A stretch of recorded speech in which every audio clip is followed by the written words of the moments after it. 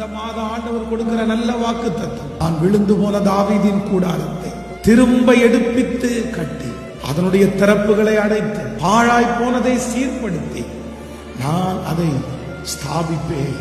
இந்த மாதம் ஆண்டவர் நமக்கு செய்ய போகிற முதல் ஊழியம் என்ன அப்படின்னு சொன்னா, நிறைய பேர் அமைதியா இருக்கிறது மாதிரி நான் அமைதியா இருக்க மாட்டேன், அது போட்டும்னு நான் நினைக்க மாட்டேன்.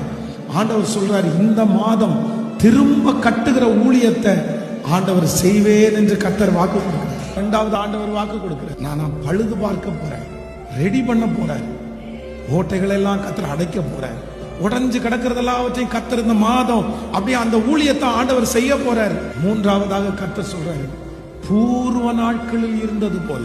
எப்படி இருந்த குடும்பம் இன்னைக்கு எப்படி ஆயிருச்சு, இதே வார்த்தையை உங்களை பார்த்து யாரோ ஒருத்தர் சொல்லலாம்.